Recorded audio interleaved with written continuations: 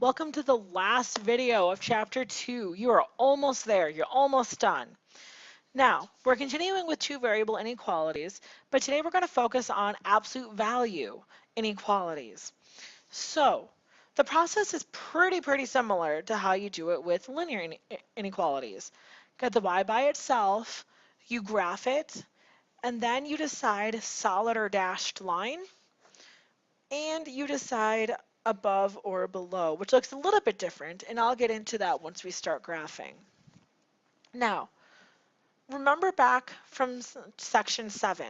Remember we talked about how you make the table, do the transformations, and then there is a little shortcut to this. So to make this lesson go a little bit quicker, so I'm not making a table every time and transforming it every time, I'm going to use kind of the shortcut.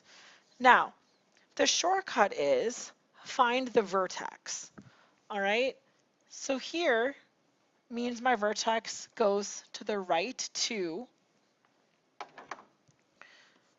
and down 5.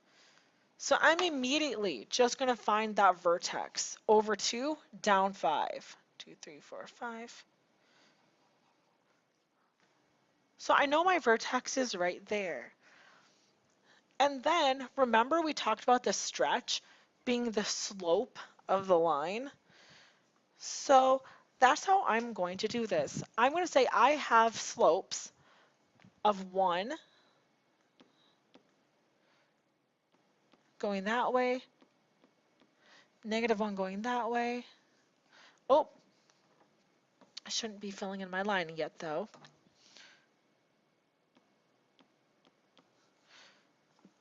So again, that is how you can graph absolute value inequality or absolute values quickly.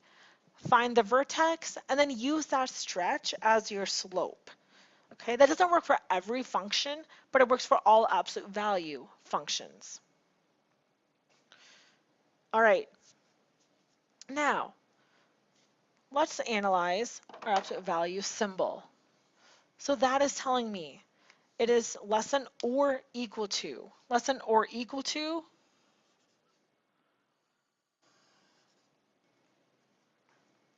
means that it is a solid line. And then I want you to look. It is less than or equal to. So what I want you to do, start at your vertex. Where is less than the vertex? Well, less than the vertex is down here. So this is the region that gets shaded. The region that is outside of the V. So again, it looks a little bit different this time in where you do your shading, but you start with the vertex and then you interpret from there if it ends up being outside the V or inside the V. All right, let's take a look at this next one. Find my vertex. Well, that's telling me it's being shifted to the left 3 and up 1.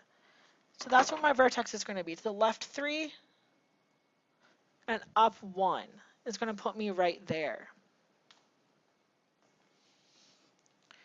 Then I have a slope of 2. So that's telling me over 1, up 2, over 1, up 2.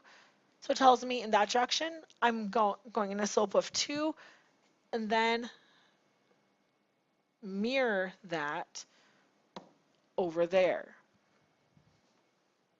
So again, it's just a really nice, quick way to get that V shape by considering the slope, considering that stretch as a slope.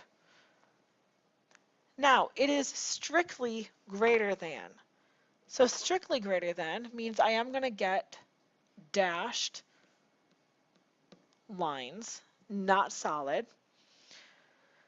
And then again, when I decide where to do my shading, I'm always going to start in the vertex or on the vertex. Now this is y is greater than that vertex. Well, greater than the vertex means up. So this time, notice my shading is pointing up into the V. So this time, that is where I do my shading. I do my shading inside that V. And then that's it. I have my graphing done. Now, sometimes you're going to have to get the y by itself, okay? Sometimes it's not always written nicely for you. So in this one, I have to start by adding 4 to both sides. Now be careful because that 4 can't go into the absolute value. So do keep in mind, when you add that 4 over, you have to tack it on at the end because you can't just incorporate it into the absolute value. It's not a like term, so you have to leave it separate. You have to add it on at the end. And from here, same thing. Now I can get my vertex. So that's telling me it's shifted 1 to the right. That's telling me it's being shifted 4 up. So my vertex over 1, up 4, 2, 3, 4, puts me right there. That stretch, again, is kind of giving me the slope over 1, up 2, over 1, up 2. And then the other side mirrors that. So that's how I get the basic of my absolute value. Now I have to track to see where am I doing my shading. Well, that is a greater than or equal to. So or equal to means solid. And then greater than means I start at my vertex. Greater than means I go up. And so it's pointing inside the V. So that's going to be how I graph that inequality. All right, for my next one, I need to subtract the 1 off. So that's going to give me negative y less than absolute value of x plus 2. And then again, you have to toss that minus 1 at the end. All right, stays at the end. Now notice that negative y. So that negative y means I have to divide by negative 1 so it becomes positive. So that's going to put a negative out front of my absolute value and switch that negative 1 to be positive. All right, so again, and that's happening because I have to remove that negative, and to remove that negative, I have to divide everything by negative 1, which again, for an absolute value, just means popping that negative out front. Any number outside the absolute value means actually flipping its value. Remember, when you divide by a negative 1, or a negative number in general, remember that flips the direction of the inequality. So don't forget that piece in all of this, in inequalities. Don't forget that if you divide by a negative, you have to reverse the direction of the inequality. And now you just work from there. So let's find the vertex. Shifted 2 to the left, shifted up 1. So that gives me negative 2, 1. Gives me that right there. And now here, this negative, that negative right there is giving me a slope of negative 1. So remember, that's what points it downward. And then mirrors that over here. Okay, so don't forget, when you have a negative, that just represents an x-axis reflection, but when you're dealing with slopes, it just means pointed downward. Now let's look at my inequality sign. So, strictly greater than, well, strictly greater than means dashed. All right, so my boundary to my absolute value is dashed. And then greater than. Greater than means you want to start at the vertex and point up. And in this case, that means outside of the V. So I shade everywhere outside of the V. And then that's going to be my solution. That's going to be it. All right. So another skill aside from graphing them is being able to look at the graph and then work your way back to what is the inequality that made it. So let's take a look. So first let's look at the vertex. So you want to find the vertex first. And it looks like the vertex is at 3, -2.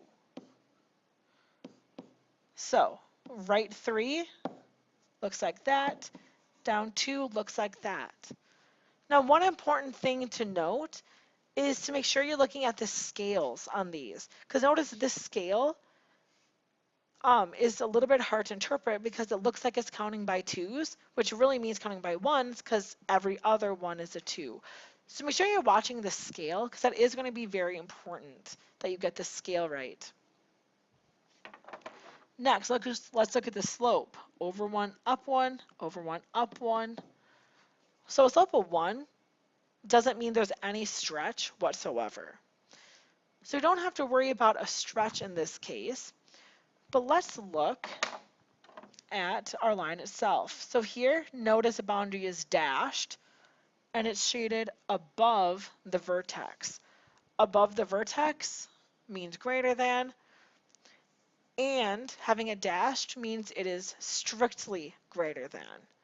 So that is going to be the absolute value, or how to represent that equation of the absolute value inequality. All right, let's look at the next one. So again, let's start with the vertex right here. And again, this is what I mean by making sure you're looking at the scale, because this time, look, the scale is a little bit off. This time, each one is representing a 2. So my vertex is going to be at -4 and up at 3 because it's halfway between the 2 and the 4. All right. So again, just a little caution. Make sure you're reading the scales right when you're working on these problems. Now, how do we represent that with an absolute value?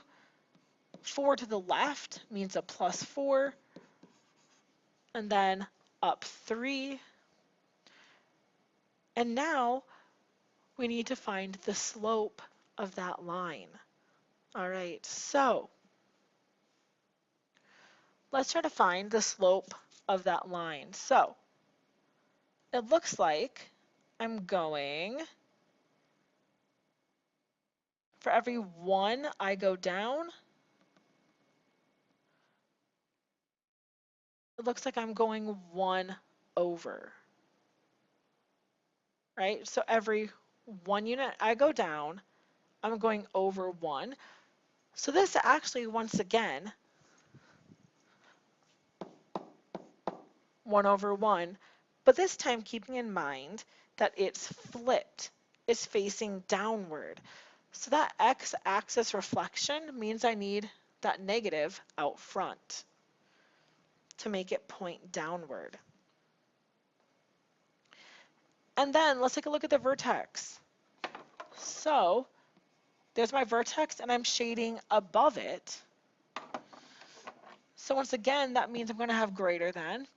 It's a dashed line, so it's strictly greater than, not greater than or equal to. But again, those are the steps to follow when you're trying to work backwards and give me the inequality itself.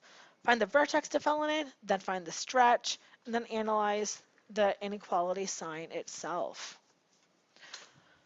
All right, so you've done it. You're finished with this chapter. So, as always, please make sure you write that summary for me, and then come back ready to do your practice work.